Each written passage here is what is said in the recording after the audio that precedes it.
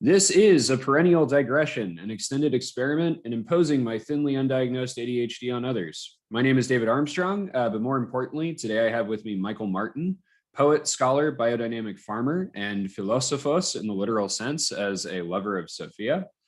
He is the author and editor of a variety of books, including Literature and the Encounter with God in Post-Reformation England, The Submerged Reality, Sociology and the Turn to a Poetic Metaphysics, The Heavenly Country, an anthology of primary sources, poetry, and critical essays on Sophiology, The Incarnation of the Poetic Word, theological essays on poetry and philosophy, philosophical essays on poetry and theology, Transfiguration, a Catholic Guide to Reimagining Everything, The Chemical Wedding of Christian Rosenkreutz. He edits the magazine Jesus the Imagination and runs the website, the Center for Sociological Studies. Michael, thanks so much for doing this. I really appreciate you taking the time to come talk to me. Thank you. Nice to be here. Yeah. So Michael, the conversation that I pitched to you is just a very general kind of overview of Sophiology, how it has shaped your work, how it intersects at various disciplines. But first, give us some context on you. How did you get into poetry, scholarship, farming? How has faith been involved in these things for you? I would guess it's always been present since childhood. I just didn't have a vocabulary for it. You know, I was really interested. I don't know why. I grew up in Detroit, in the city, but from the earliest age, I remember a fascination with gardening and growing things to eat. You know, my mother, when I was probably 5 or 6 years old, she'd take me to the grocery store and I'd ask her in the spring, can I go look at the seeds? And she'd park me in front of the seed, rack. And I just stare at the beautiful pictures of vegetables. So I don't know where this comes from. And at the same time, I was an altar boy. I was very into it. I was very, plugged into the liturgy as a kid, and I was always interested, even as a boy, in poetry and music, and I'm a self-taught musician. I became a professional musician in my teenage years, and all those things to me, they're all part of a whole, but it took a long time to see what it was, to really see what the picture in this fabric was. It really took into my 30s and 40s probably to really pull it all together, and that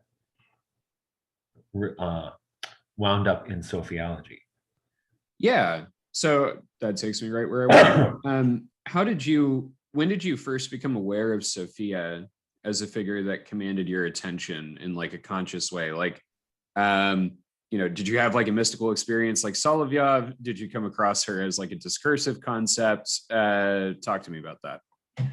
Well, somebody asked me that a couple weeks ago and I didn't know how to answer them, because I, as a child, even going back there, I had this, in my family, we were not like a pious family or anything, but we talked about religion and angels, and we went to church, and I was very aware of the presence of the Virgin Mary as a kid, and so I think my sisters were, and maybe my brother. It was, and you can tell I'm wearing a rosary around my neck as we speak. So that was there, right? But it was not until I was probably in my early 20s when I was around that time I went back to saying the rosary seriously. And I was talking to a friend, or acquaintance, I should say, and he said, well, you must know about Soloviev. And I'm like, who? I had never heard him. And he told me a little bit about Soloviev. So I found, and it was actually, this is probably the mid 80s, where it was not easy to find books by Vladimir Soloviev in English. There had been some published in the 30s and 40s, but they were not widely available. So I kind of dug up whatever I could find on Soloviev. and and you know, so that was an entrance to it. And interestingly enough, I wrote a poem. I was in this writers group, and I brought this poem to the group, and it was about Solovyev's encounter with Sophia in the desert. And I thought I was being really clever in this poem, and the last 3 syllables in the poem are Sonia, which is Russian for Sophia. I thought I was being so clever, but it happened that just at that one meeting when I was reading this poem, my friend Brent and his, I don't know if he married her, I haven't seen him in a long time, his fiance at the time, her name was Olga, and she was from Russia. And I read this poem before them, and they started talking to each other right away in Russian. I'm like, dude, what's going on? And they told me, do you know what these last 3 words you said are? I said, yeah, Sonia. He goes, no, it's Sonia, the dream and I. Oh, okay. It was kind of over these years, it was kind of a gradual deepening into this. And at around this, all at the same time, I was becoming interested in biodynamic farming and gardening. This is going back 30 years at least now. And it was all, I think what I've tried to do in my life, in my philosophy toward life, is to have a kind of integrated life where my spiritual and intellectual life is integrated with what I do in the physical world, right? So that's a very Sophiological approach to things, and in my doctoral work is in early modern English literature, but in particular religious writing and the metaphysical poets. And and I found in particular, and this was kind of a moment of revelation for me. So this is when I was working on my dissertation, which was later published as Literature in the Encounter with God in Post-Reformation England. And when I was working on the chapter on Thomas and Henry Vaughan, which I really wanted to do that because no one had ever done something on both of them together, and I couldn't figure out why. I mean, they're twin brothers, and they're rather quirky. But I realized as I was reading them is in concert with each other, that what Henry Vaughan was doing in particular was Sophiology. Because if you look at his poetry, and it was really a revelation for me when I got this. It was like, wow, now I understand. He's integrating the physical world, the creation, scripture, and the self in mysticism. And it was really kind of amazing because if you look at the world of English literature, or even any European literature at the time, nature does not exist in those literatures. It's Shakespeare. Shakespeare's kind of an exception, but it's not like it is in Vaughan, where the creation reveals divine intention. And that was pretty amazing to me to see that. And I said, well, and I figured, when I came to that, what was it that changed his thinking? And 2 things I think that influenced him, because his earlier poetry is really lousy. His book Oler Escanos, it's not very good. But when he came to Salix Scintillans, which it came out in 2 parts in 1650 and 55, he took it to a whole nother level, as they say, right? And I think what happened is he was influenced by 2 things. The appearance of the Rosicrucian documents of the early 1600s. And his brother, I think, was involved in the translation, at least of the Fama and the Confessio. He wrote an introduction to them, which is really a scream to read. And they had a wicked sense of humor, that Thomas Vaughan. But I think so. One of the things was the Rosicrucianism, but the other thing that influenced both of them was the mysticism and philosophy of Jakob Boehme, which I think when Burma hit England in the 1600s, it was like a religious atom bomb. It affected everything and just kind of spread through. And it shows up in the most curious places. I mean, it's in the Cambridge Platonists. It's with the metaphysical poets, especially Vaughan, and also in Thomas Traherne. And then you see it in the Philadelphian Society and these kinds of radical pious groups that were in England at the time. So it's kind of an interesting thing. And I think what they were trying to do, it was interesting because I think they were looking forward to the future, and they were also grounded in a kind of tradition that sees creation as intimately related to God. Which, I don't know if you're familiar with John Milbank's book, The Suspended Middle. And John talks about that in there, right? With Natura Pura, with pure nature, right? And I think John hit the nail on the head there, because that's, I think, what those, I can call them Rosicrucians or Behmenists or whatever they were in the 17th century, they were traditionalists. They were trying to preserve that kind of medieval understanding of God's intimate participation in nature. And they were vehemently opposed to Descartes and his materialism, right? Yeah, I've got questions on this kind of further on down, but I'm thinking also of, someone like David Bentley Hart, whose work on classical theism does a great job of demonstrating, right, that you follow the logic of classical theism through to kind of its conclusion, and you inevitably end up with some form of non-dualism, right? They're at the far end of classical monotheism is Cusanus's idea, right? That God is non-aliud, he's not other. And once you sort of get to that point in metaphysical reasoning, you do sort of turn towards, right, this more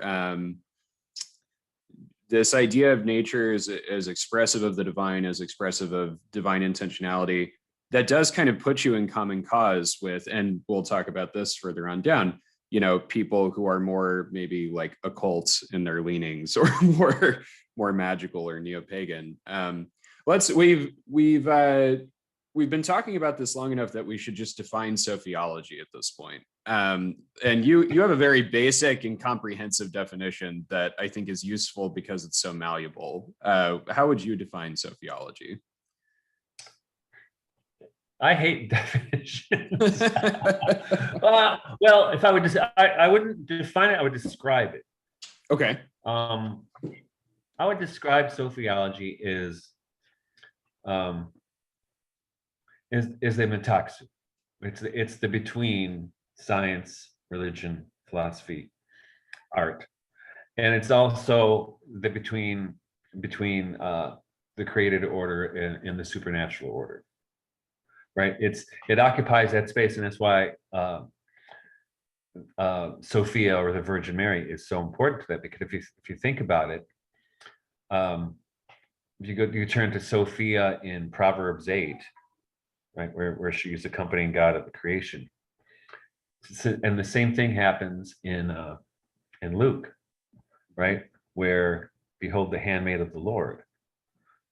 Now, the way I interpret that, Mary's behold the handmaid of the Lord, I think she right there it's a confession that she's Sophia, because she's the handmaid of the Lord in Luke, just like Sophia is the handmaid of the Lord in Proverbs, and she's present at the recreation of the world because of the incarnation of Christ. And Sophia in, say, creation or art or whatever it happens to be, is that which makes God's presence available to the senses. Right? We've all had this experience where with nature or the arts or scripture, liturgy, where something beautiful shines through, right? I mean, not just beautiful, it's almost a horribly inadequate word, but you have this numinous experience of something shining through the thing it is you're observing or participating in.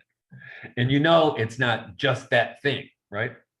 Like, and I think the good example from Soloviev again is when he's a little boy and he's at liturgy and he sees this beautiful woman in the middle of liturgy, you know, what was that? And we've all had those kinds of experiences, maybe not a visionary experience like little Vladimir had, but we've all, I think, I don't know anybody who hasn't had that kind of experience through witnessing marvels in nature or a sunset or whatever it happens to be, poetry. I mean, for me, it happened very often in poetry or music, right?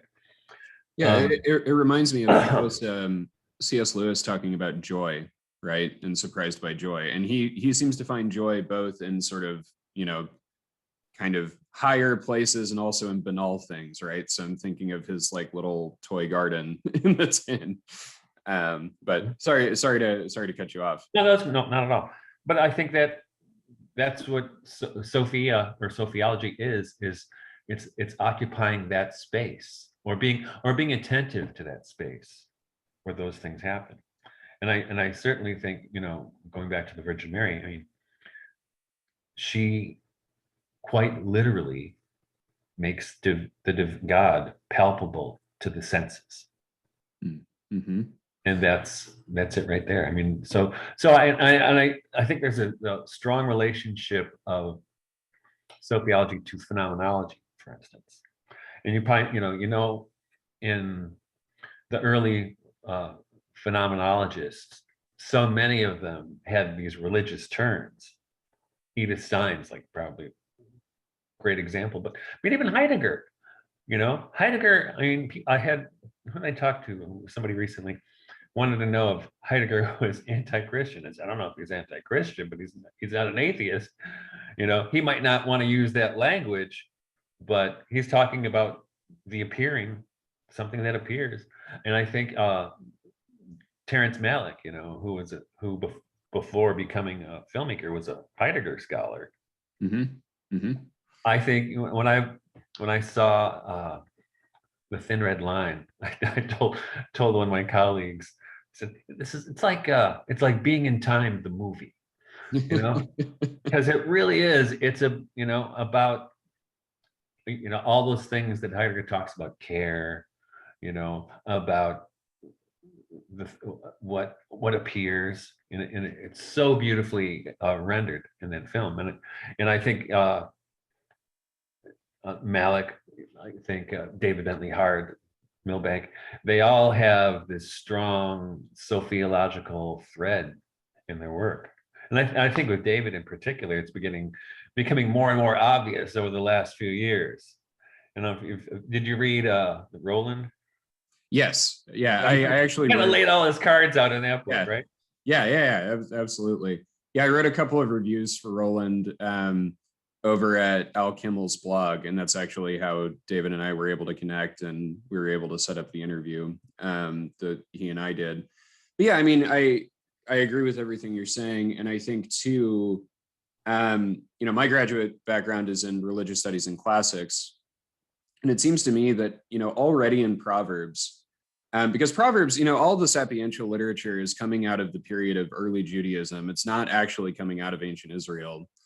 And it's coming out of this more like cosmopolitan kind of phase in Jewish history where, you know, Jews are exposed to kind of international expectations about divinity, the kind of logic of the natural world, and they're having to articulate, you know, their traditional philosophy in terms that are going to be able to kind of keep pace, right, with other philosophical streams of discourse. And so already Sophia, you know, Chokhmah or Sophia in Proverbs, I mean, she's an attempt to make sense of the God-world relationship, right?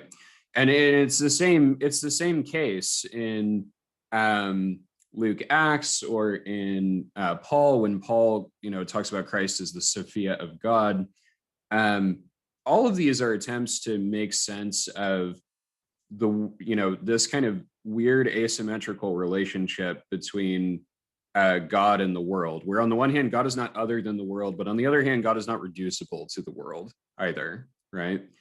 And one thing that I'm curious about in this, I mean, already in Proverbs 8:22 and following, I mean, she's already poetically constructed, right? Like everywhere that Sophia appears in biblical literature explicitly, it's in poetry. So, Proverbs 8, Job 38 through 42, it doesn't personify her necessarily, but it is a poem about God's wisdom, right? That is God's whole answer to Job is like, look, my wisdom constructs the universe. I don't owe you an answer.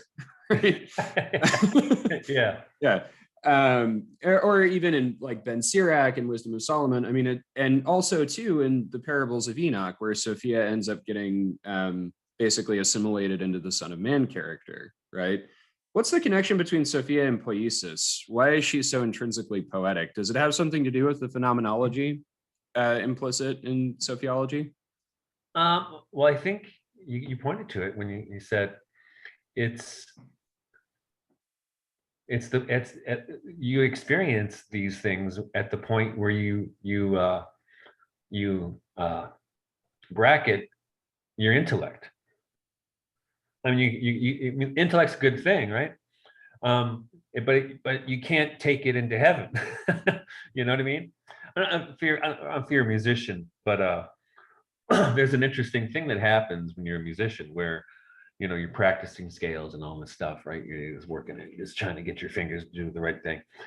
But there gets to be a point where you're no longer thinking about it.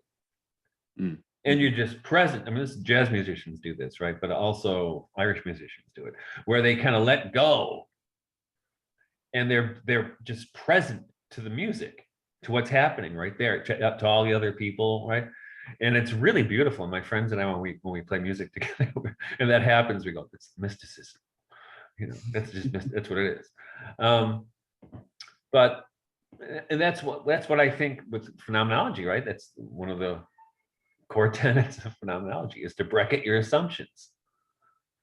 And when you do that, you can let what is before you speak.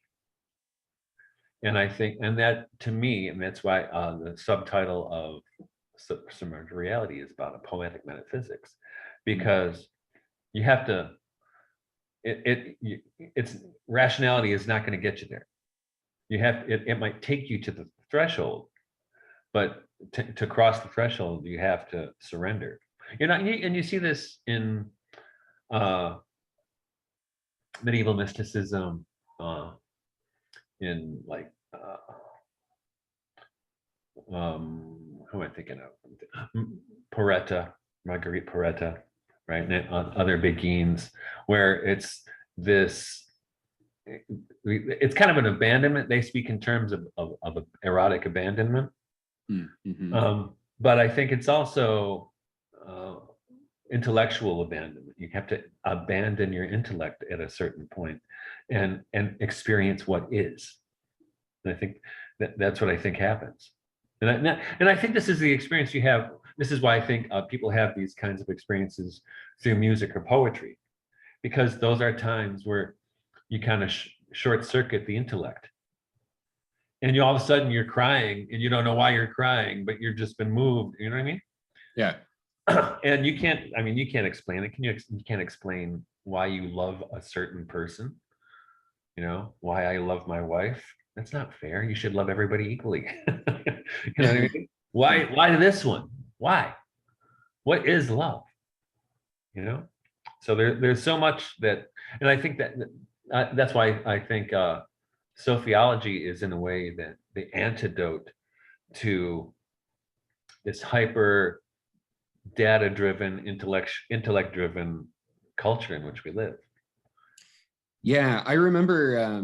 So my day job is I teach middle school English, and when October hit this past year, we read, because I wanted to celebrate the beginning of October, we read H.P. Lovecraft's October, which is like a great alliterative poem, right, in a traditional meter and rhyme scheme.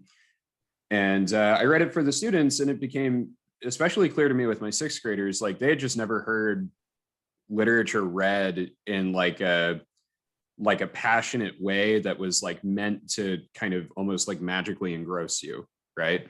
And that was the first thing that all of them said was like, they were like, I don't know what that was about, but like the experience of listening to it was really great. And I was like, yeah, let's just sit with that for a minute. Like before we go back through and read this and try to understand it or whatever, like, why is it written this way, right? Like why is Lovecraft trying to enchant you, basically? Right. And it's just the magical quality intrinsic in language, right? That the classical authors are constantly talking about, that language is it's psychagogia, right? Like it's leading the soul. So yeah, I mean, I there's this intrinsically poetic aspect to Sophiology that forces us to just kind of stop. I'm also thinking of there was an author not too long ago in the online magazine Psyche who was writing about Taoist perspectives on time, and he makes the observation that animals are better students of the Tao because they don't have a concept of the Tao, right? They just live, like they just experience that. And that seems to me to be very much kind of what you're getting at. But there is, of course, a philosophical dimension to Sophiology, and so I'm curious, like what on the discursive level does Sophiology offer us for articulating the God-world relationship? Like, what is the advantage of doing our philosophy in like a sophiological kind of key? Because it connects you to the real, to what is real. I mean, that's the main thing. And I spent a lot of time in academia, and not a lot of people know how to change tires in that environment. You know what I mean? So yeah, and it's interesting. Rudolf Steiner, who I've written about a little bit, that was one high-powered philosopher before he became an esotericist. But he also recommended to people, they do 2 or 3 years of the intellectual stuff, but then go do farming or something more practical, because you need to be grounded in what's real. You need to be grounded, and I think that's what Sophiology offers academia. And it kind of saddens me because Sophiology has become a little bit more popular in the last 5 years or so, or people are talking about it more. But it's like I don't want it to turn into an intellectual game. You know what I mean? Mm-hmm. It's just another way to think about things. Because I don't think it makes any sense to just have it in an abstract conceptual realm, unless it's connected to the creation, not unless it's connected to something real. It could, and I think this is why the arts can be helpful, or even just practical arts. A good friend of mine, Tyler DeLong, who's written for Jesus Imagination and also has provided some woodcuts. He's a advanced student of theology, but I think he was inspired by David Jones, for instance, and because you got to have it connected to the real. So he has become a really phenomenal woodworker. I can do a little carpentry, but I'm not like this guy. This kind of care that comes with craft, and I think Heidegger talks about this too, right? And for me, it's more happens with farming, dealing with animals and plants, and with music and poetry. But for Tyler, it's poetry and writing, but also the woodworking, which I think if he didn't have the woodworking, what he's doing, his poetry would not be as alive. I may be assuming, but I think that's what I've seen, and I think you see that throughout, so much of intellectual history. People who are divorced from the real world. It's a way to go crazy. It's a way to go mad, right? It's a way to be disconnected from humanity. Yeah. I totally resonate with all of that. I went through 4 years of grad school. I did 2 master's degrees, one in religious studies, one in classics. The second time around, though I was married and I lived like 30 minutes away from the university and I worked like 30 hours a week, right? Which is like the cardinal sin of grad school. Oh, I know. Yeah, that's my dog barking in the background. But anyway, while this was going on, one of the things that really came home to me was just how, I mean, academia can create this very like charming illusion, right? And recognizing that it is an illusion requires a lot of outside connections to what ordinary life is like, to kind of break it.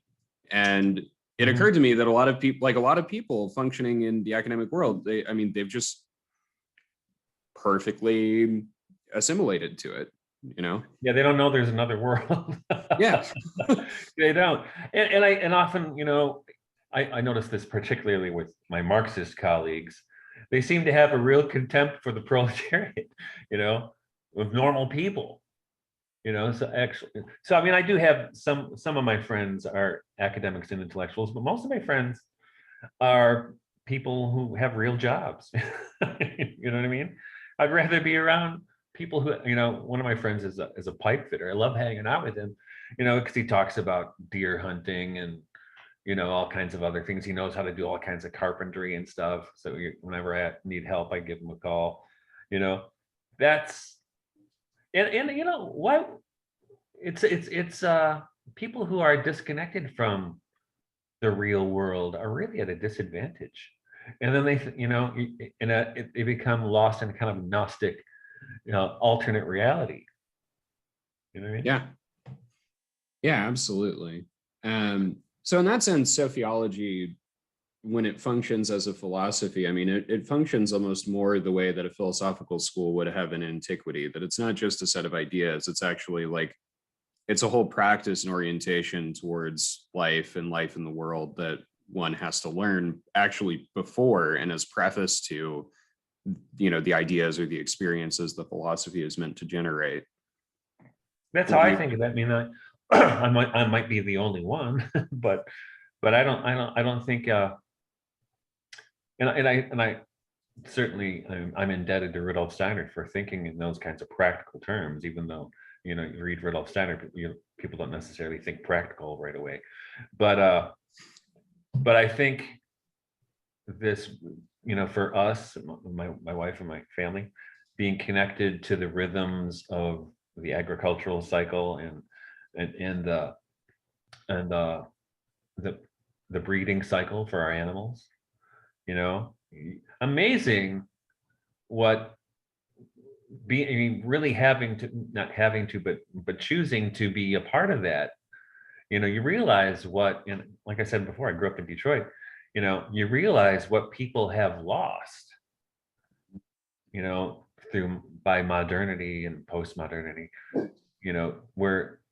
We're divorced from our creation, we're part of creation. And I think this is why you see so many things in our culture where people have almost, they've rejected their bodies, or they rejected their being, you know what I mean? Mm-hmm. Rejected creation. And which is ironic at a moment where people are talk about, climate change and all this stuff like this, right? Where at the same time, people are so disconnected from the environment and from the creation that it's pathological. I mean, it's a sickness. It's a psychological and physical illness. Yeah, I've got questions on this later on, but I agree with you that there's one kind of environmentalism that exists purely at the abstract level, right? That's like, I think the environment should be like, we should be prioritizing it or saving it or whatever, because that's what you do, right? Or that's what's right. And then there's another level that comes from, spending one's life in deep connection to nature and seeing the ways, right, that the natural world is being harmed by like different human activities, and being like, oh no, like we literally can't recreate this, right? We have to do something. Like there are two kind of very different responses, right? The environmentalism of someone like, I don't know, a lot of the people I went to college with, or the environmentalism of someone like Jane Goodall, are like very different environmentalisms, right? Moving along from philosophy to theology. So the theological issue with Sociology, and you note this in some of your works, it always comes down basically to theology and Christology, insofar as like the crude misunderstandings of Sophiology, say in like the Russian theologians that were already active, during their lifetimes, is the suggestion that Sophia is some sort of like fourth hypostasis of the Trinity or something. Bulgakov's solution to that is to suggest that Sophia is just the divine ousia of the Trinity itself, like the divine world of God, preeminently hypostatized in Christ, but creaturely hypostatized in Mary. Do you think Bulgakov's Sophiology is ultimately tenable? Like, what do you make of this kind of theological construction of Sophiology? I'm a huge Bulgakov fan, but I think what he was up against, right? And I think this is the problem with a lot of theologians having to justify their sophiological intuitions, is that they only have the vocabulary of the theological academy available to them, right? So, but we already figured the Trinity out. You know what I mean? Well, maybe you didn't figure the Trinity out. Why do you think they make deacons preach on the Feast of the Holy Trinity, Trinity Sunday? Because nobody can figure it out. So, yeah, I think this is an example we were talking about earlier, where eventually the conceptual has to surrender to the poetic. And the way I think about it, I don't feel like I need to justify this. I mean, I think first of all, I think it's present in Scripture, and secondly, I think it's present to our experience. But the way I think about it is Sophia's relationship to the Trinity is, like I said earlier, where Sophia is almost like a vessel that holds it, right? That makes it available to our senses, or at least to our understanding, or somehow makes God palpable to us. And I think, I kind of follow Evdokimov in this. I think there was a lot of hostility toward the divine feminine among certain church fathers. Mm-hmm. So I think there was a campaign to conflate the Logos and Sophia, and I think that's been harmful in the long run. I think it's also been harmful to our understanding of the role of women in the church. I don't know if you know this book, and I don't have it close, and I can't remember the guy's name, but it's called From Dyad to Triad. Oh, I don't think I've heard that one. But and I quote, guys, he was a Benedictine Catholic monk who converted and became Orthodox, and this is like in the 1930s or something. He was Belgian. I can't remember. It's got a really weird name, Musburgi or something like this. But he suggests in there that when in Genesis, when God says, "Let us make man in our image," that he's not talking to the Son and the Spirit, that he's talking to Sophia. Man, right? Because right after that, male and female created he them, right?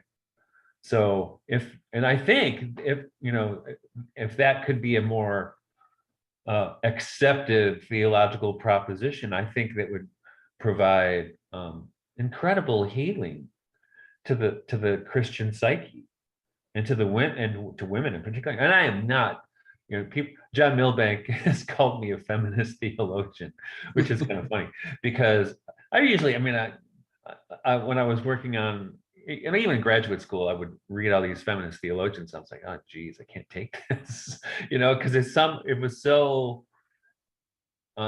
full of angst, and it didn't seem like it was. It seemed political and not theological to me. But on the other hand, there are those out there like Margaret Barker, for instance, mm-hmm. who are proposing what you could call a feminist theology, but it's not political. It's text driven, right? Mm-hmm. It's archaeological, and I in the latest Jesus the Imagination, there's a wonderful article by Alison Milbank on the charisms of a feminist priesthood. She's an Anglican priest besides being a professor, and I have always been, I don't know, do I want women priests or do I not want? I don't know. I mean, it's not something I ever thought about too much, right? But when I read her article, she sent it to me, it brought tears to my eyes because I think I understood the idea of a feminine priesthood, but not as a political gameswomanship, but as a real charism in the communion of saints. Yeah, I'm thinking of two very different authors who can maybe be good resources for this, right? So you were mentioning the feminist theologians, and Luce Irigaray comes to my mind as the one that I kind of vibed with more or less the most when I was in grad school and was reading feminist theology, because I like the way that Irigaray talks about gender as sort of a horizon for accessing the transcendent, right? Gender is sort of a trajectory of one's growth that does not provide a natural limit of what you can become, but it provides you with a pedagogy. Yeah. Right. And that reminds me very much of what John Baer says in one of his essays, in his essay for a recent volume on women priests in the Orthodox Church, where he remarks, and he's written on this before in different places, that in Genesis, we read about God creating humanity, male and female. And then we get this line in Paul about how in Christ, there is no male and female, right? Not there is neither male nor female. There is no male and female. Like the binary has been sort of transcended. And the way the Baer talks about this is that, our sort of sexed and gendered life in Adam is pedagogy, right? It's a kind of pedagogy for life in Christ, and for sort of a full humanity in Christ. Right. But I think Paul's talking about there not being hierarchical relationships rather than not necessarily about gender. I think right. Well, and in the same way, right? I mean, he also says there is no Jew nor Greek, and then elsewhere in his letters continues to expect that like Jews and Greeks are doing Jewish and Greek things, right? And their lives in the world. So it's not necessarily a kind of like, it's not like a sterilization, right? It's like I don't know, but like Paul's a very like seed and flower kind of guy, right? So yeah, okay. So this is good. This continues to take me where I want to go. So I really need to rethink the name of this podcast as A Perennial Digression, because I come up with these like long lists of interview questions, and almost invariably we just kind of end up following the path of like what I've thought out ahead of time. But I guess the beauty of a perennial digression is that if the digression is perennial, there's not really a digression, right? Maybe that's my joke. So you mentioned the divine feminine. We talked a little bit about feminist theologians. What do you take to be the divine feminine? Like, can we talk about, so in the same way that we're not wanting to essentialize Sophiology in other ways, right? We're not wanting to essentialize Sophiology as a kind of discourse or as a philosophy or as a theology or whatever. Can we talk about the divine feminine in experiential terms without essentializing it? And I actually have written here, you've somewhat tongue-in-cheek, but also somewhat seriously described yourself as a feminist theologian in that article that you mentioned. What do you think? I think. Well, I was just saying with Genesis, right? If God is speaking to Sophia, then we need to rethink everything. Because I am not one of these people who wants to smash the patriarchy or anything, or you know what I mean. But I think and I think you have to be on, I mean, to look at things honestly, and I think this is where phenomenology is useful, right? If you look at things and try to jettison your assumptions about it, or what you've been taught, or what the tradition hath said, then you let it speak to you. And I think, I have a book coming out in the fall. I know it's coming out in the fall because my publisher just put a blurb about it on Facebook. Nice. It is really good. I'm glad you guys are on top of that, right? And the book's called Sophia in Exile. And there's a chapter on the sociological structure of marriage in there. And I think, marriage has had a bizarre relationship to the clerical orders through Christian history, especially in the traditional churches, in Eastern Orthodoxy and Catholicism.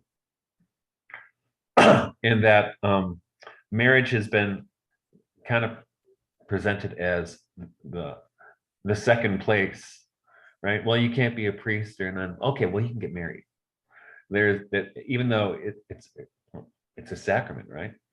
And I think that there have been prohibitions in the Orthodox and the Catholic churches. I don't know if they're still, they're probably ignored universally, that married priests and deacons must abstain from relations with their wives the night before liturgy. Why? Whereas in Judaism, and in particular in more Hasidic and Kabbalistic interpretations of Judaism, they think when a man and his wife unite, it's actually it prefigures the union of God and the Shekinah, right? Mm-hmm. So which seems more healthy to you?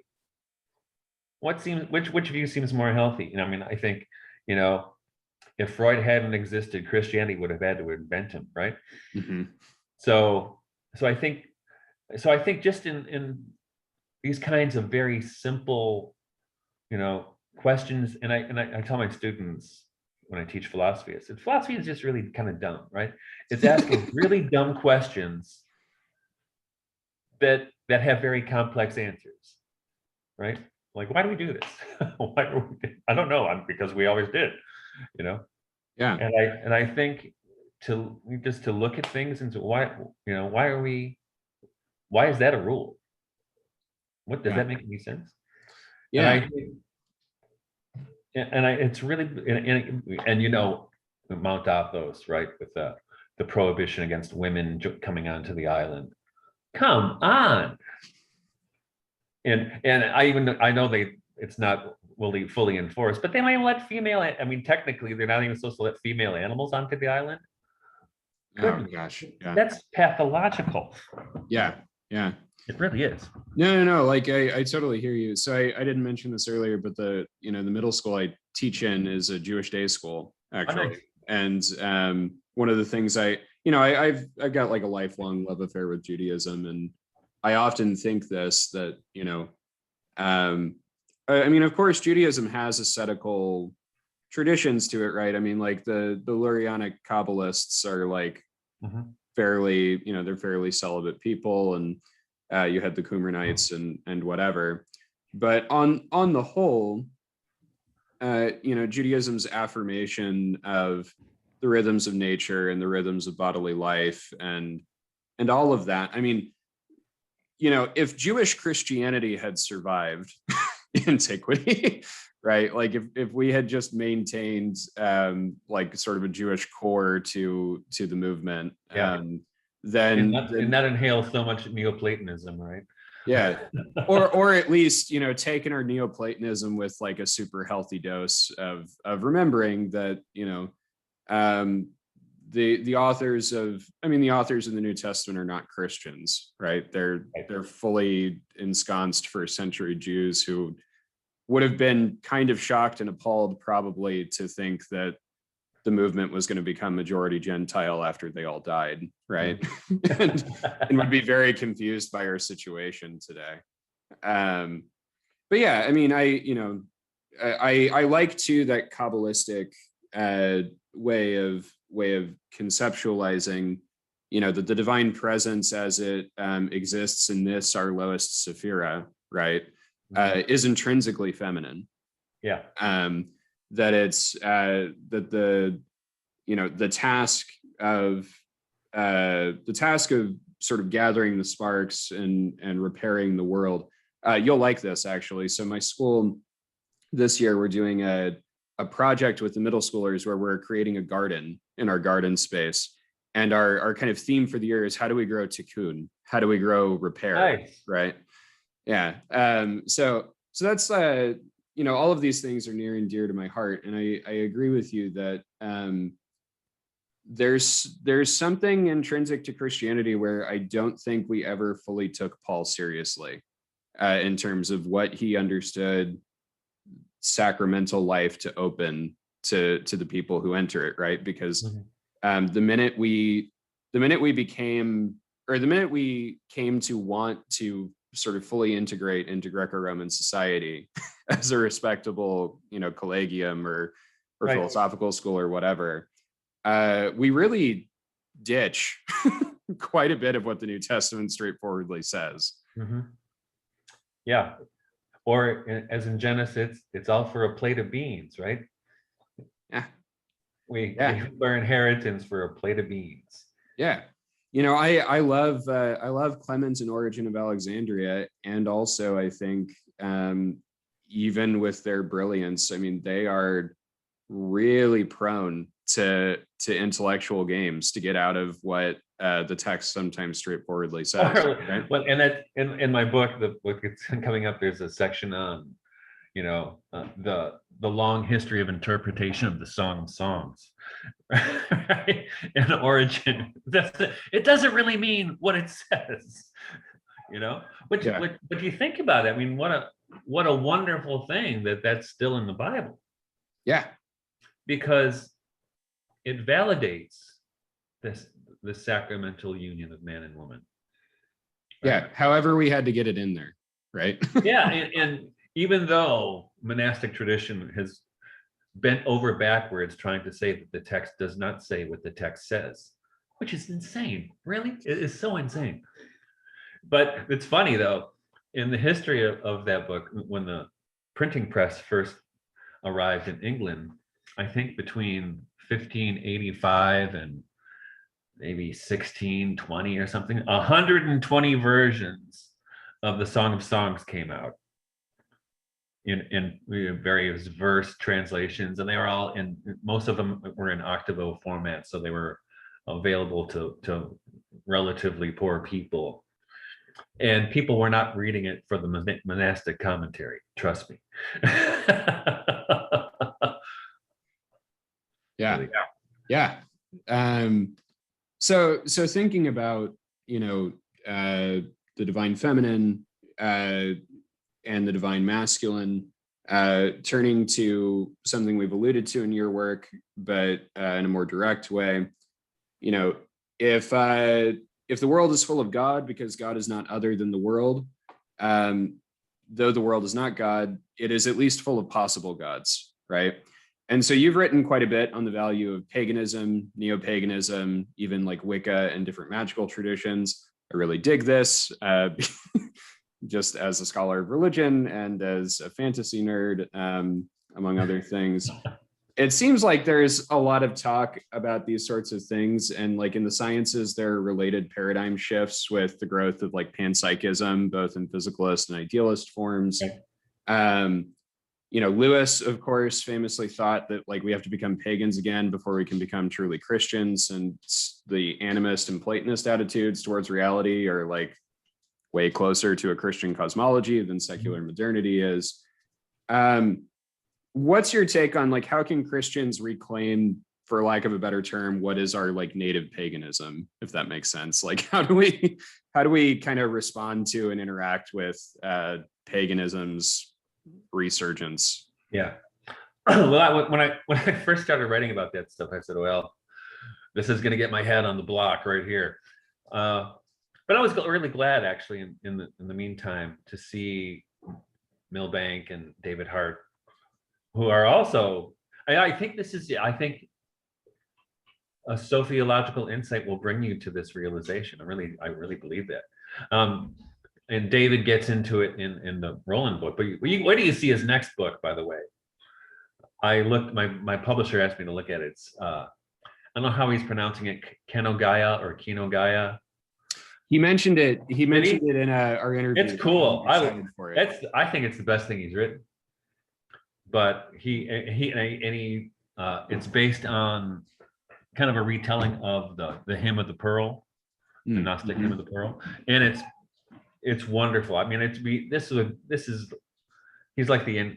he's inherited the mantle of the Inklings in this one, because this would be. I mean, I have one of my kids is almost 13, another one's almost 11. I can't wait till the book gets out so I can give it to those guys, because they will be totally into it. And anyway, so where were we? Yeah. We're talking about paganism. Yeah. So Sophiology and paganism. I mean, they seem to go together in a great way. Well, I think, one of my patron saints is Robert Herrick, the English poet. And I had a wonderful, I don't know what caused me, this is maybe 7 or 8 years ago. I decided I wanted to write something on Robert Herrick. So when you're a scholar, you read everything that poet wrote, and almost everything that's been written about. And his book Hesperides and Noble Numbers it's beautiful, because he's usually known in anthologies for Carina's Gone a Maying, right? But he's the epitome of the sociological theologian for me, because his poetry, I mean, he was an Anglican priest, so he's a very devout Anglican, but he's actually drawing a picture of parish life in Devonshire, where he was, and this is in the mid 1600s. This is long after the Reformation, but they still, in this Anglican parish, still have vestiges of Catholicism, like books on poetry on purgatory or the Rosary or the Virgin Mary, but there's also evocations of the Lares, right? So he's doing Roman paganism, and then he's also doing European folk religion. So you got the maypoles and the hot carts and all this stuff in there, and it's all thrown together in kind of a mess, right? It's disorderly. It's not thematic. It's just kind of chaotic, and it's also he draws on Marshall and the epigrams of Marshall, where he's got these wickedly funny epigrams ripping on people in the parish, right? And so it's human. It's so human. This is why I love it, because it's so perfectly human, and it's so perfectly Christian, because it contains all these things, and they don't have to be formalized. And he wrote it in great part because he was kicked out of his living by the Puritans. And so he writes this 500-page book of poetry to say, oh, you're saying I'm too Catholic? I'll show you too Catholic. You're saying I'm too pagan? I'll show you too pagan. Hold my beer, right? And yeah. He quite literally, in his case, hold my beer. So I think that's, so he embodies this idea where Christianity is a much bigger thing than we tend to think. And I also, another person and book I've written about a little bit is Valentin Tomberg and Meditations on the Tarot, right?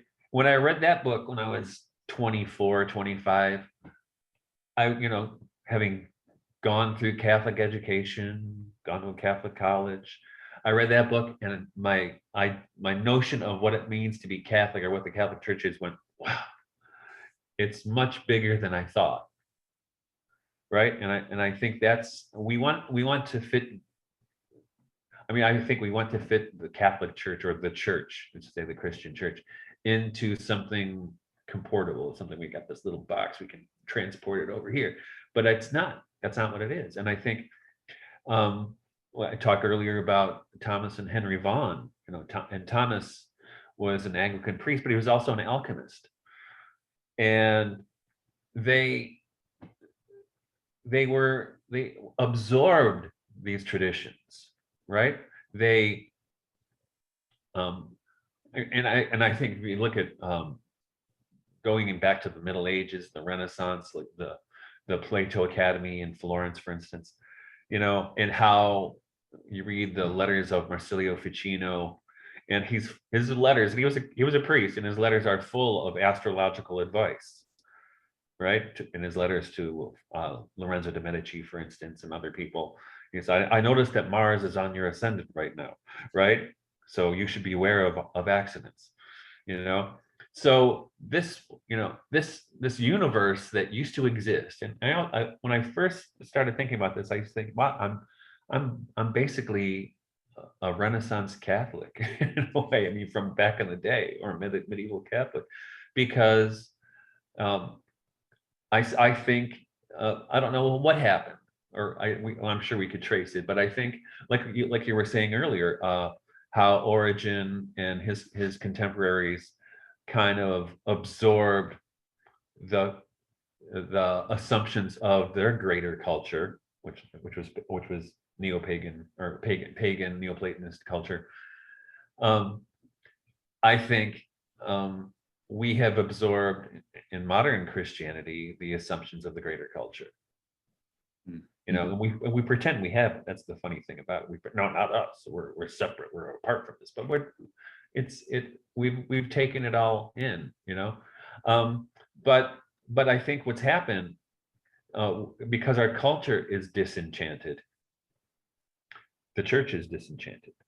And I think this, for me, the most clearest evidence of this is in the Catholic Church, for instance, the total divorce of the church year from the we call it the agricultural year, where they used to be united, right? People used to count hard, I think the Church of England, God bless them, still celebrate Lammas, for instance. And there's a wonderful video you can see from Nottingham University of Alison Milbank giving a talk about Lammas bread. Yeah. I truly think, and it's not an attempt to dig at the Latin Church at all, but I truly think that the Anglicans have the best of the Western liturgical life, effectively. I mean, this whole current controversy over Traditionis Custodes and Francis's revocation of Summorum Pontificum. I mean, the issue is that, the extraordinary form of the Latin Mass is like, it's a modern liturgy, right? It's not the medieval liturgy. It's not like the ancient liturgy. And it operates on modern assumptions itself. And it's like, if that's the closest that so many Catholics feel they can get to magic, right? That they can get to like the real magic of Christianity. The Anglican liturgy is basically, it's the rite of Sorum. Yeah. Kind of modified a little bit, right? Yeah. So it is the Catholic liturgy from before the Reformation. Yeah. You go to like in America, if you go to like an Episcopal church that kind of leans a little more Anglo-Catholic in its liturgical sensibilities, you're more likely to have like an imaginatively compelling and nourishing liturgical culture than if you go either to like a Novus Ordo parish or to a TLM parish. I mean, I speak Latin. I remember going to like the one, the place in St. Louis that like always offers the TLM. I remember thinking to myself afterwards, like, I speak Latin and I have no idea what just happened. Like if I don't know what's going on, I promise none of you do, Yeah, trust me. Yeah. Pious gestures besides. Yeah. Yeah. Everything is, and I think that's what, you want to heal the church, you want to heal, it needs to be connected to the world again. Yeah. This is why I'm an ardent defender of All Hallowtide, All Hallow Mass as a triduum, as like a really important way of marking in the Western Church the transition from kind of like earlier fall with its nicer themes to like darker fall when everything starts getting Absolutely a little creepy. Yeah, this is also why, speaking of, Tomberg and occultism and things, I mean, you mentioned in a recent article, John Michael Greer, who, I don't know if you've read this book, but you should if you haven't. He has a book called Monsters, which is effectively a contemporary grimoire, where, yeah, he talks about, like vampires and and angels. Yeah, I'll have to check it. I've only read the one book that I mentioned there, Retro Future. Yeah, I mean, he's got like a vast corpus on all kinds of different things. This was like my introduction to him, was reading his book on monsters. And what I really loved is that, I mean, he's like an educated folklorist. I mean, he's not just, he's not like your typical internet Wiccan or, neo-pagan who's just kind of speaking into the void. He's like, no, like, here's a long list of scholarly studies on like these different creatures as they appear in myth and folklore, and like, they're published by university presses and whatever. And it seems to me that today, not necessarily, like, I'm not advocating that Christians are supposed to like, engage in like a magical practice or something, but I feel like we should be like, I feel like every Christian today should be reading at least one occultist, right? to just kind of open their imagination a little bit. I think so. Yeah. But it's weird because we're in such a polarized moment, I don't know if there was a while ago, somebody, I don't know who he is, wrote this gigantic hit piece on me and Roger Buck and a few other, and David Hart was in there. He was, but he was coming from a traddy point of view, right? These people, they present themselves as traditional Catholic. Oh, I never present myself as traditional Catholic, for one thing, but a-traditional. But so there's a lot of hostility out there toward that kind of thinking. But I think you're right. I think, and also it's, like I mentioned that moment where I realized that Thomas and Henry Vaughan were traditionalists. It's, wow, they were traditionalists. I get this now, right? They were trying to preserve something that was being destroyed. And when you point out about the traditional Latin Mass, what it's funny. So in England, where Latin was forbidden, right, during the Reformation, when English Catholics finally saw the new Mass after Trent, they were like, "What the hell is this?" And so that I'm just gonna be Anglican. I don't know what this is, right? Yeah. Where's the ruin screen? Yeah. What do you guys do? Yeah, and I talked with David's brother Addison about this in our conversation on meditation. How fundamentally, it seems to me the problem with traditionalism, like the traditionalists are Parmenideans when they should be Heracliteans, right? They're so fixated on this notion of like an unchanging form of the Christian faith that they're just mad that things change, right? Like it just fills them with rage that everything really is as impermanent as Heraclitus said it was. But let's admit that the Novus Ordo Mass is an infomercial for Jesus. Oh, absolutely. Yeah. It's the ugliest damn thing, isn't it? Yeah. Here's, I mean, canonically, I'm currently an Eastern Catholic, and I'm finding, as I think many Orthodox converts to Eastern Catholicism do, that it's largely a function of geography, whether that will work for you, like whether you have a community nearby that you can engage in, because otherwise your only option ends up being going to, an NO Mass, which, like, I mean, if you have like, my background is in Anglicanism and in Orthodoxy, and it's like, if you come out of those liturgical cultures and you try to go to like a Novus Ordo Mass, I mean, take me now, Jesus. Yeah, it's absolutely appalling. I mean,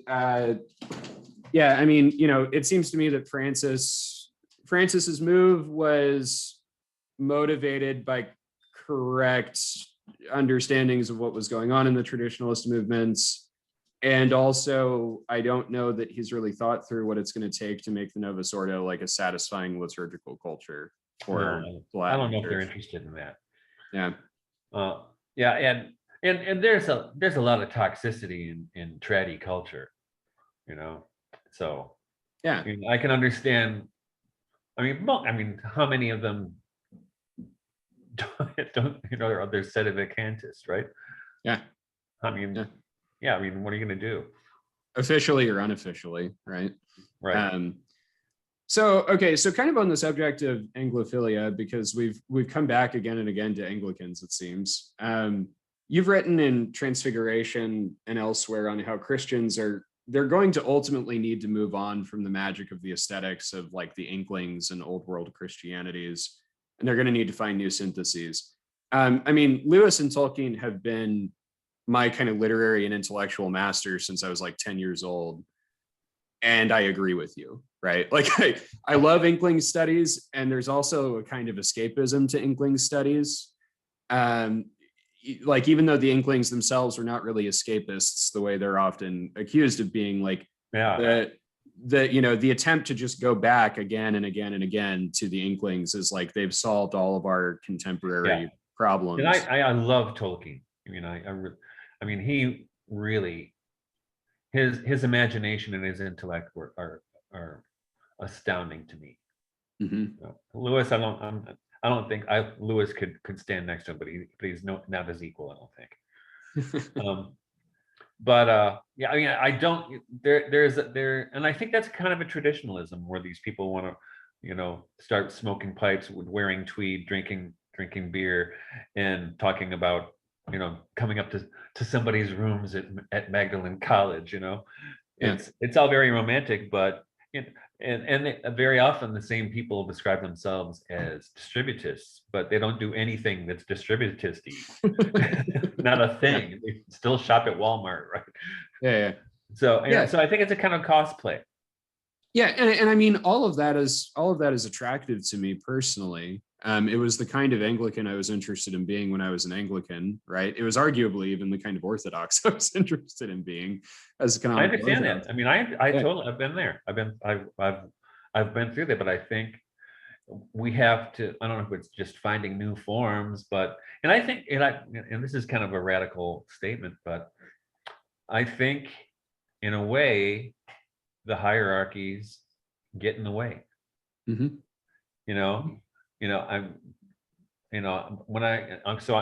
Canonically, I'm an Eastern Catholic as well. Though I grew up Roman Catholic. I really, when I first became Eastern Catholic 25 years ago, I was really hoping to see the Orthodox and the Catholics reunite. Guess what? That will never happen. Yeah. If you leave it up to bishops. Yeah. Never, ever, ever, ever. Yeah. So at best, it will be like, at best, maybe the ecumenical patriarchate will one day like fold, but everybody else will not come with them. Yeah. And 1,000 years of talks. Yeah. We're hitting our second 1,000 year of talks. But I think the lady should lead in these regards. Because it's not going to happen. And I'm saddened to see a friend of mine who's an Orthodox priest talk about there was a thing recently about forbidding Joe Biden or Nancy Pelosi from receiving communion, right? Mm-hmm. For their positions on abortion. And he was thinking they shouldn't do that, but on the other hand, he was upholding the idea that Catholics or people in a state of grace should not receive communion in the Orthodox Church if they happen to be Catholic.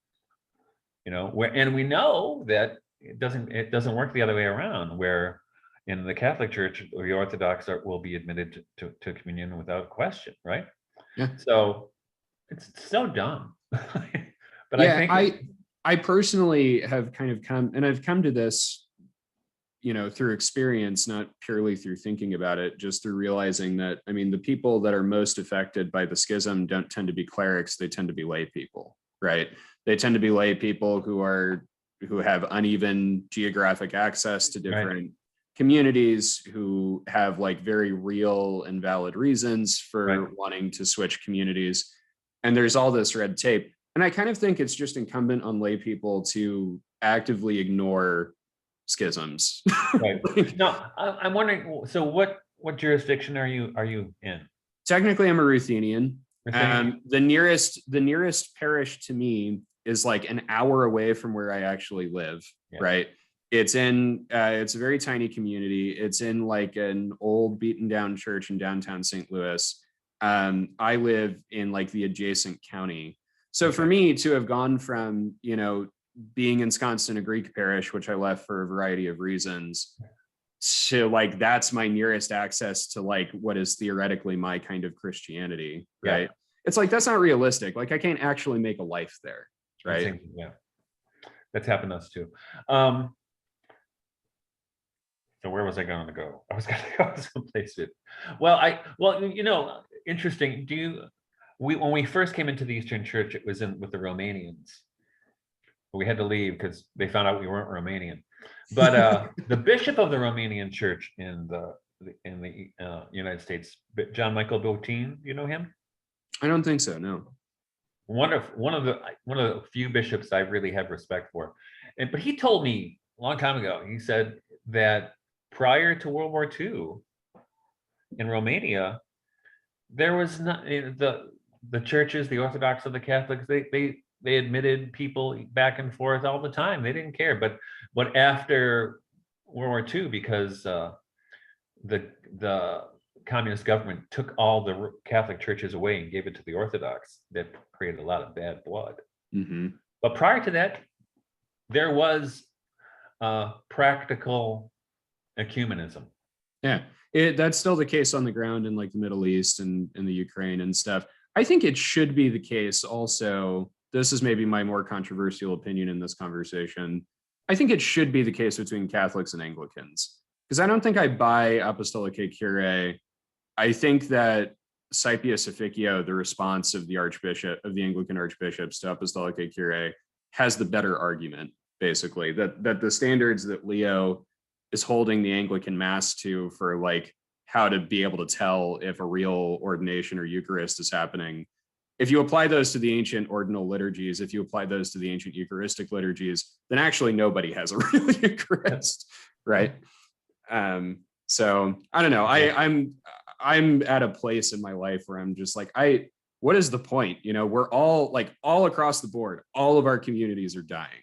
So like, we're all dying and the world's on fire. Yeah. Like what is the use in continuing to man these, and we're arguing about minutiae like this. Yeah. Like it doesn't seem, it just doesn't seem to do. I mean, I don't understand what the point of it is, but so like on the topic of Anglophilia, I love the Inklings, and I recognize that my attraction to the Inklings and to their world, I'm attracted to something that already didn't fully exist when they were alive, and certainly doesn't exist now, right?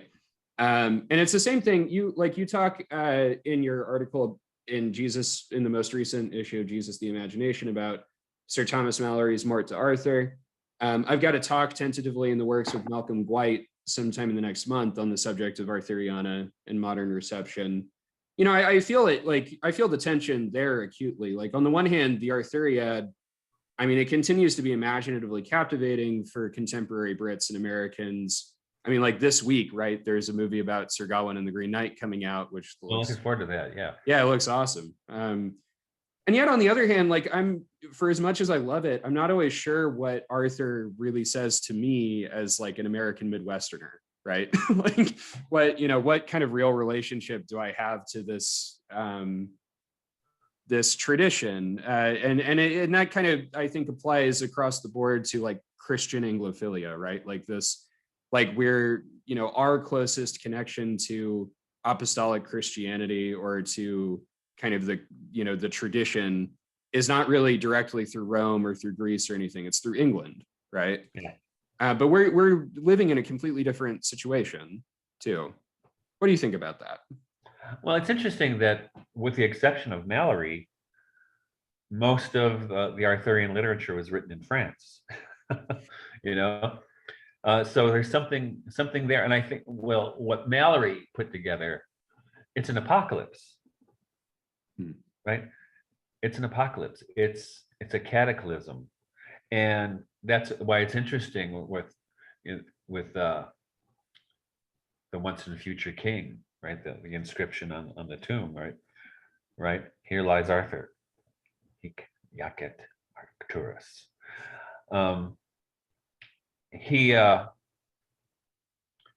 And I think that what I think is valuable in that, I think that describes our moment. And Mallory's the whole book is enormously melancholic. It's a 700 page, therapy session, processing the demise of the medieval world, because that's what Mallory saw, and of course he wrote from prison. And I think what I've been kind of captivated by that story for the over the COVID thing, right? Because it seems a kind of homeopathic medicine for the moment we're going through, right? And we'll, where Arthur becomes almost a Christ figure, and he's a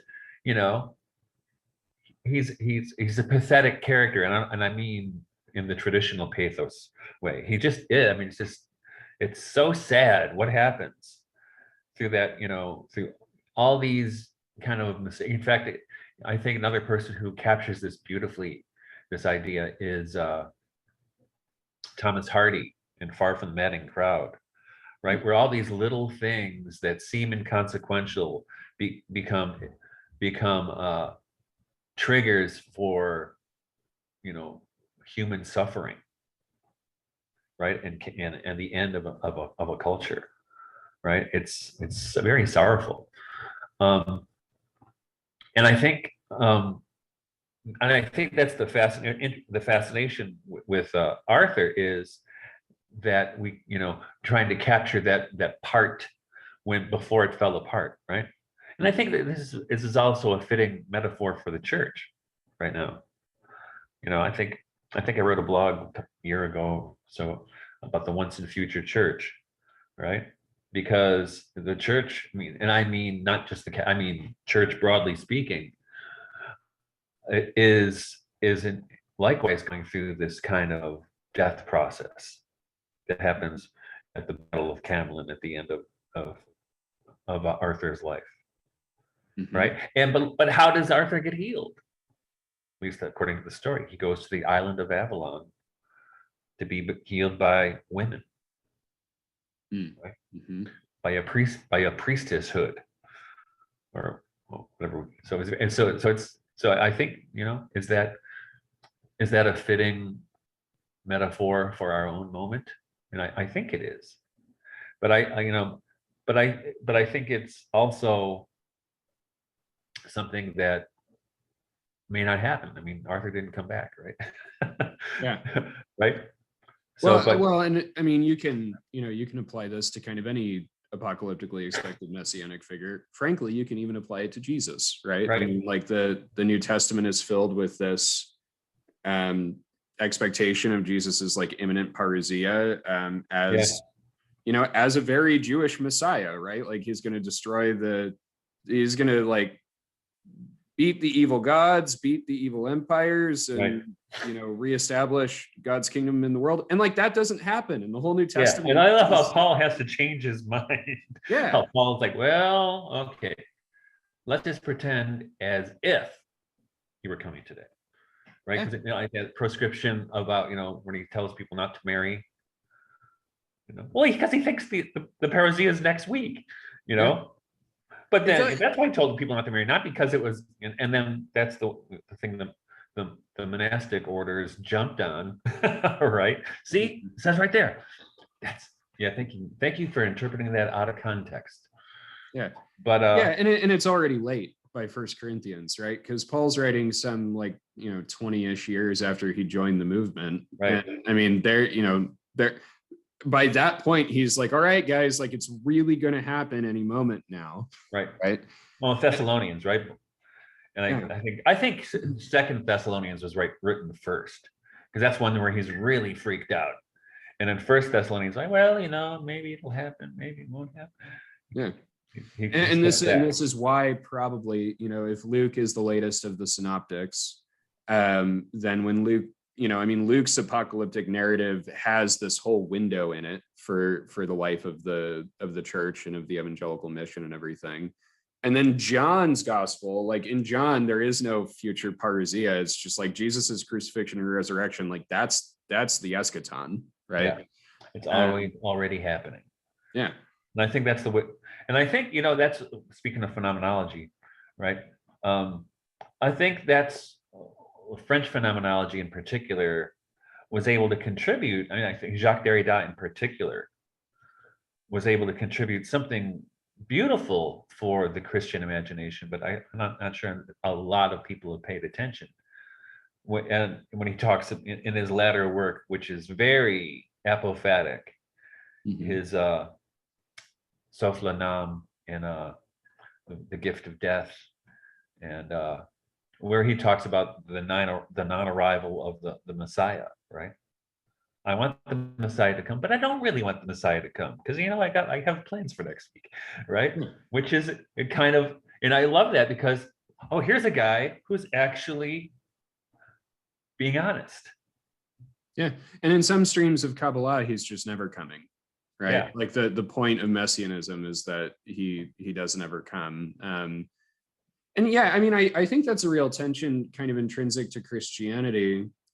And I mean, it's related to Sophiology insofar as, the Son of Man tradition, as it grows up in early Judaism, is in conversation, but also to some extent competition with the sapiential literature. Yeah. I mean, that assimilation of Sophia to Logos or Sophia to like a male messianic figure, it's already going on, like in Enoch, and like it's going on to some extent in the New Testament, where there does seem to be this tension in both Judaism and Christianity between a more philosophical understanding of the world order that, like, if there is some kind of eschatology, it's more mystical, right? And it's more vertical than horizontal, so to speak.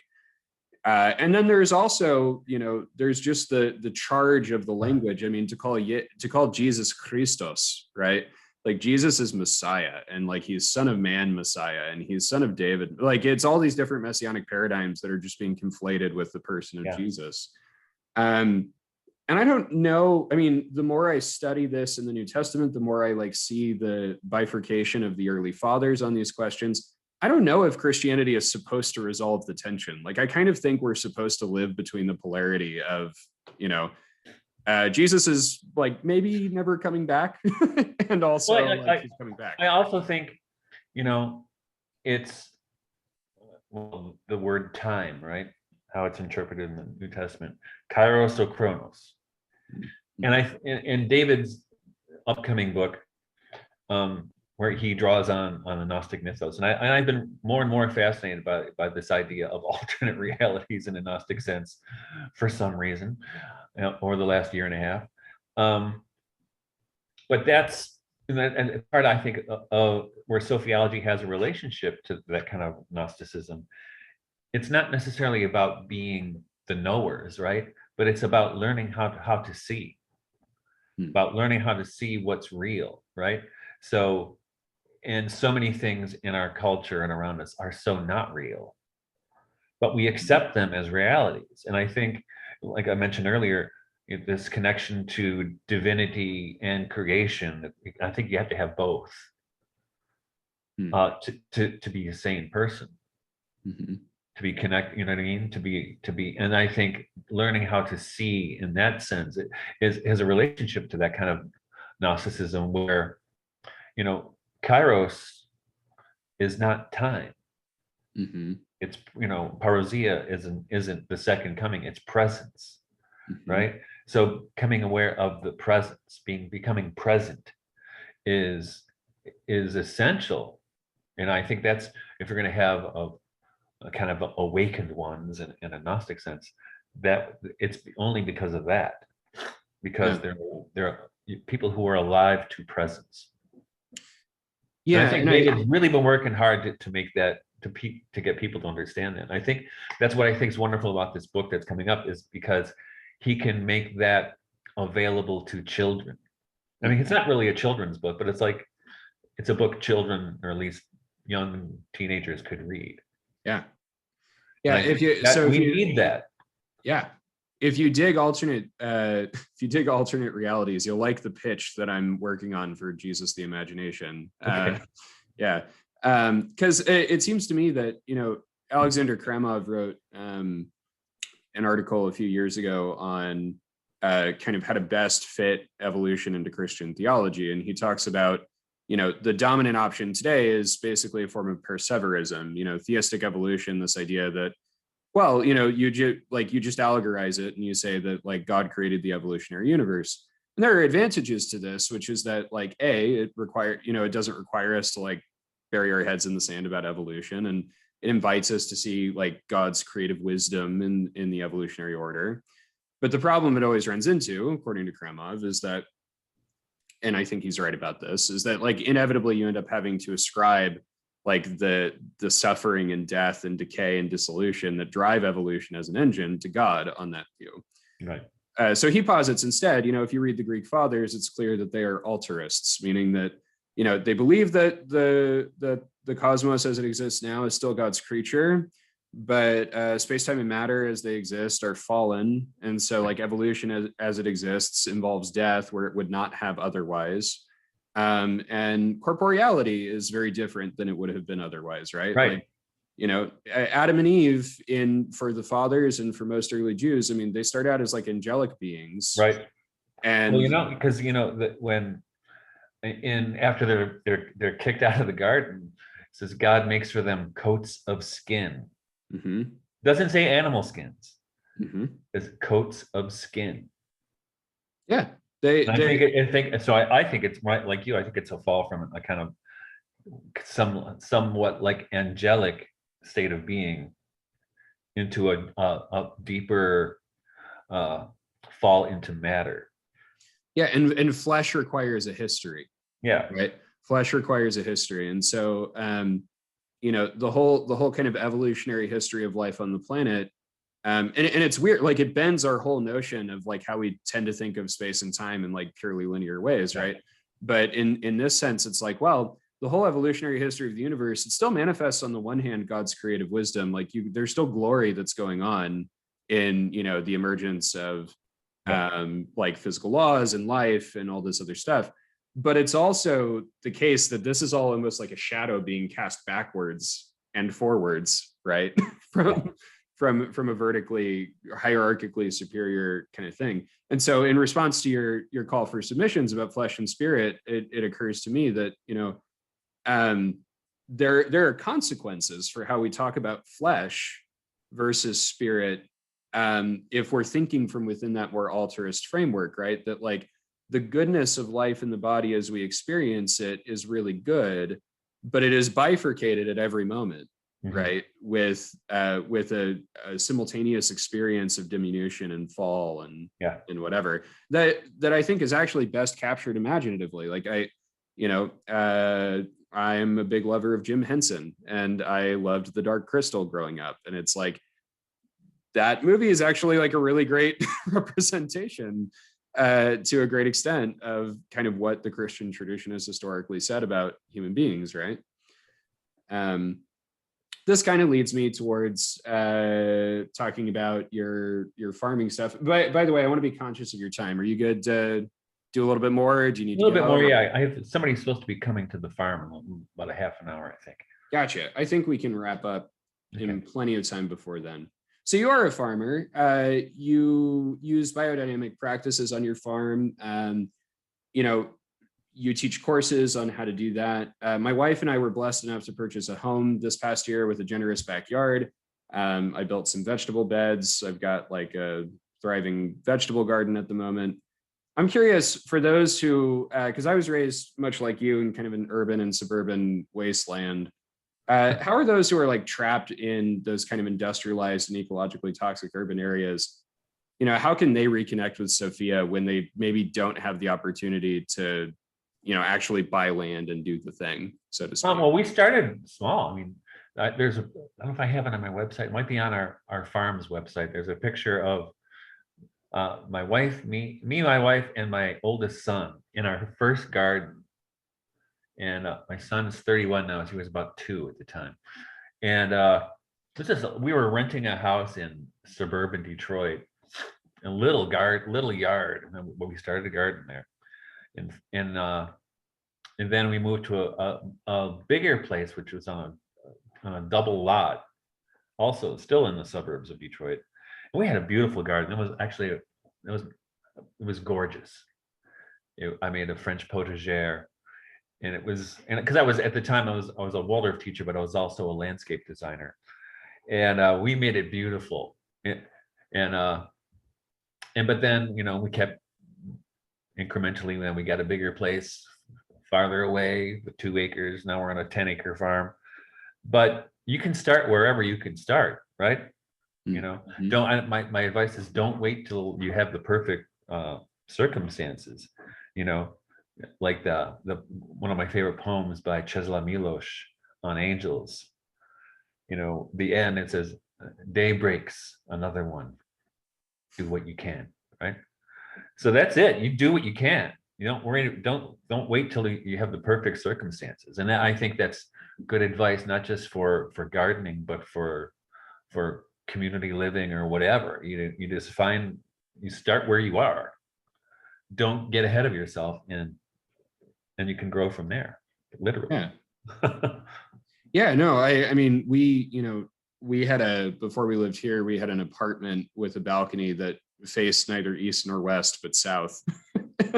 So we didn't get a lot of direct sunlight, but we grew like peppers and eggplants and, tomatoes and all kinds of things. And so it's been really nice our backyard like faces east. So it's been nice to grow all kinds of things. I'm curious. So we talked at the beginning a bit about how there's a kind of abstract environmentalism, but then there's a more kind of Sofianic concern for ecology. I've asked this of both of the hearts that I've interviewed.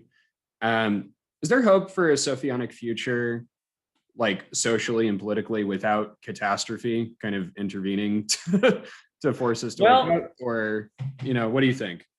I think, so I graduated from high school in 1980. So through the 70s, I was in Catholic school, and then the IHM nuns that taught us had us scared shitless that the world was going to end. Mm-hmm. And they've been giving kids this rap for the last 50 years. Well, boys and girls, your parents and all who have gone before have ruined the world.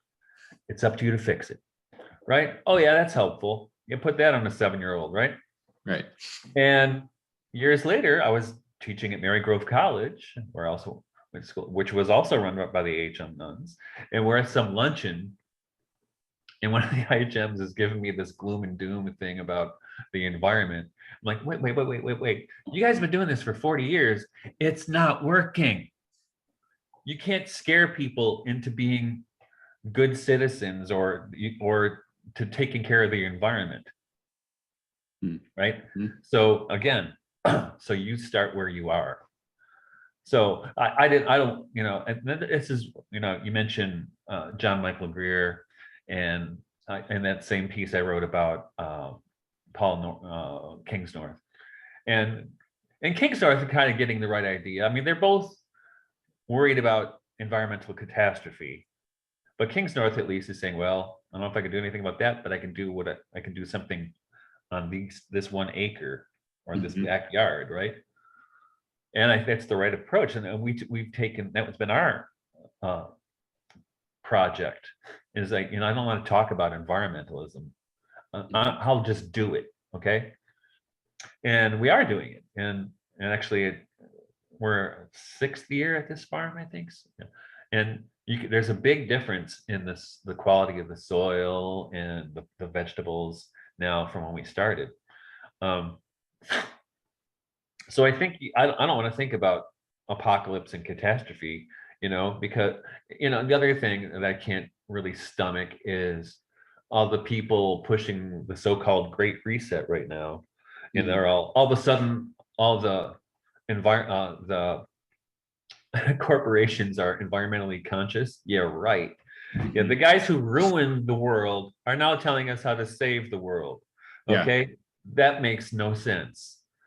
Yeah, So I think, that's why in Transfiguration I write a little bit about this. Is, I don't know how it's going to happen. I mean, I thought when I wrote Transfiguration that it would be a little while before this would happen, but I was sadly mistaken. That I wrote in there that the archons in power are not going to give up without a fight, right? And I think what we're seeing right now is exactly that fight. They realize that they see the handwriting on the wall, and they're trying to game it to their advantage.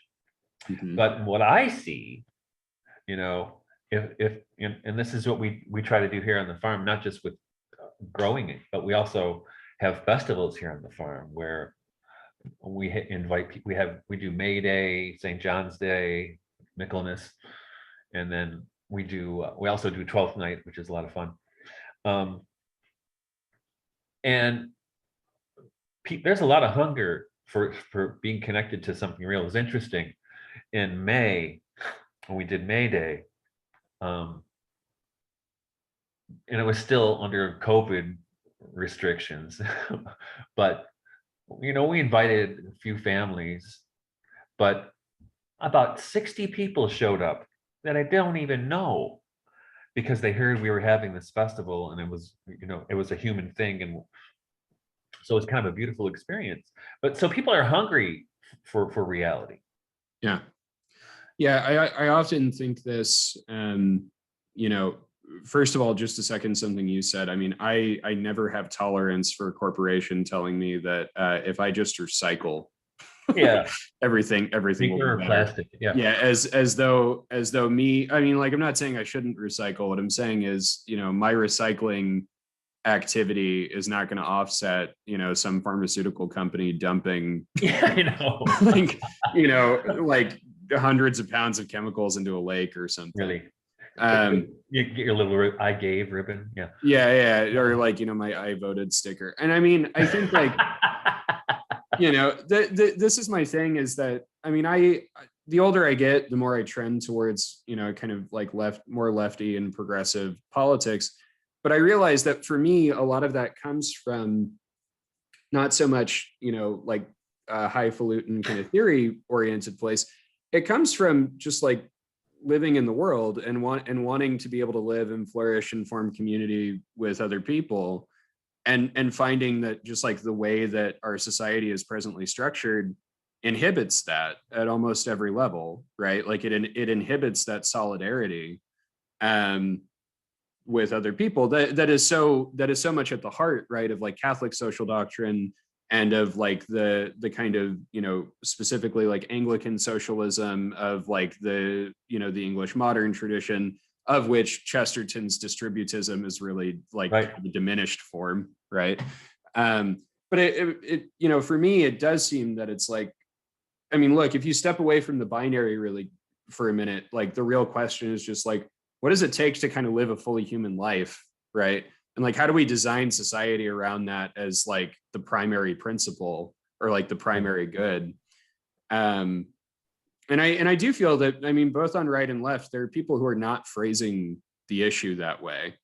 I think both on right and left. I mean, I think the left think they can arrive at a political solution, but we know from time and time again that whoever gets into power, power corrupts absolutely.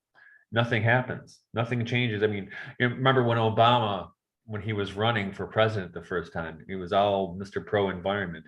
First thing he did when he gets in office is he puts Tom Vilsack in charge of the Department of Agriculture, this Monsanto shill. Yeah, right. I don't believe anything these people say. Yeah. So that's why I think it's got to be, I wouldn't say grassroots, but I think it's got to be, start where you are. And we don't have a huge community around us, but we do have a community, right? And so we kind of build out from there. And, like King's North says in his blog and in his books, you start where you are. It's not, you can't find a political solution. I don't think, I think the political environment we're in is antithetical to human flourishing. Yeah. I really think so. Yeah. And I, like you, my project is to how to, my wife and I, how do we live a fully human life, and how do we raise children to be fully human, right? How do we give them those, what kind of tools can we give them, right? Yeah. And just kind of as a closing question here, and I've had a lot of fun with this, so I hope you'll agree to do this at some point in the future. So you wrote recently, and you've written a couple of times about Ahriman, from Zoroastrian religion as a symbol for what you call the god of the technocrats, right? Following Berdyaev and Steiner.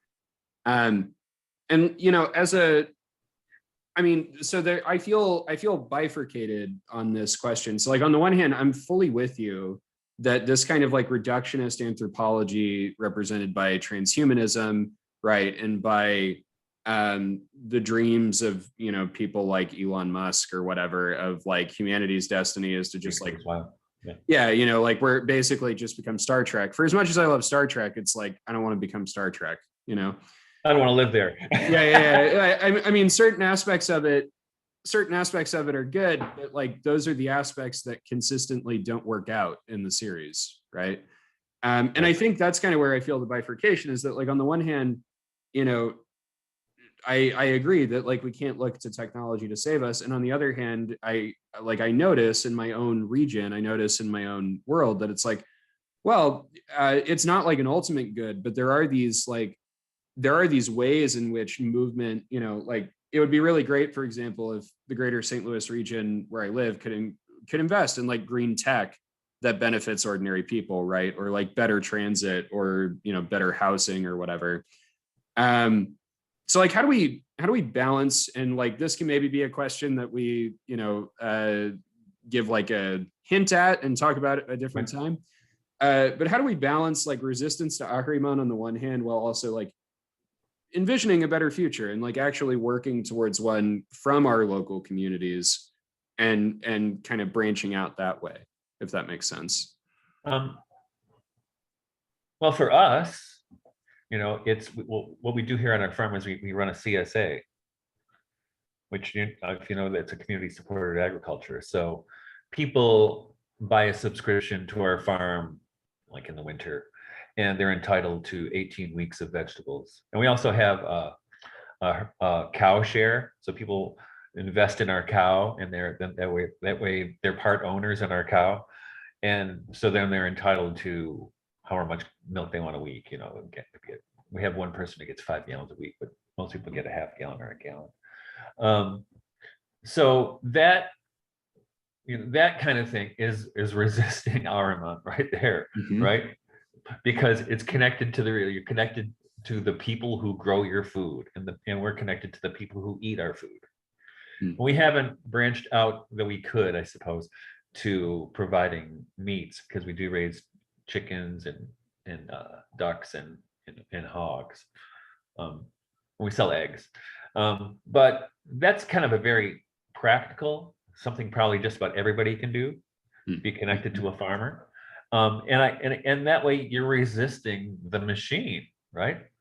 You're resisting, the big ag, big pharma, and I think another thing, John Michael Greer in his book, The Retro Future, talks about, we assume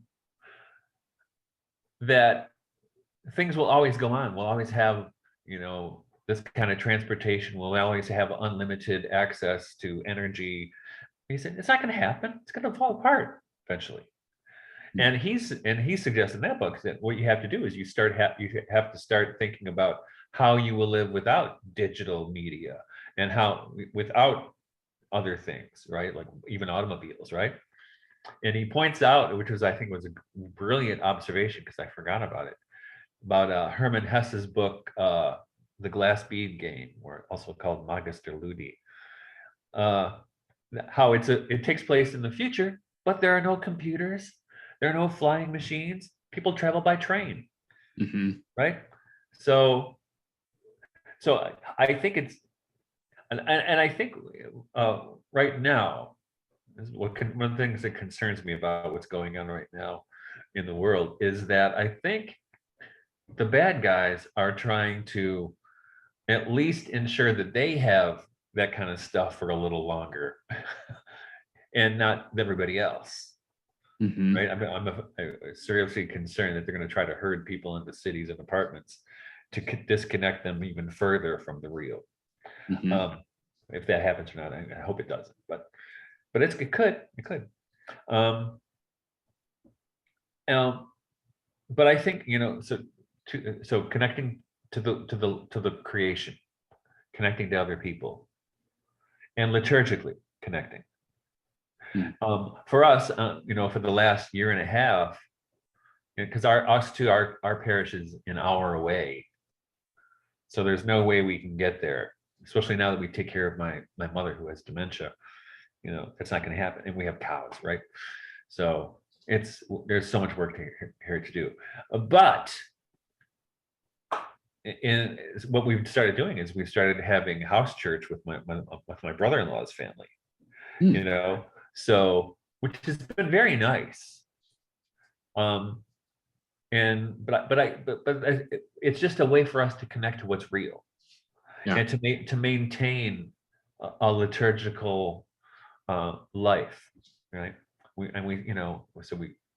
So those three things I think are essential. Yeah. Creation, community, liturgy, and those are counter Ahrimanic gestures, and are very Sophianic. Right? Absolutely, yeah. That seems like a really good place to wrap up. Michael, this was awesome. Like I said, please come back and do this again sometime. I'd love to, Dave. Yeah, it would be really great. And I don't know, look for an email from me. Okay, will. Pitch. Okay, take care. Yeah, you too. Okay, Bye. Good day.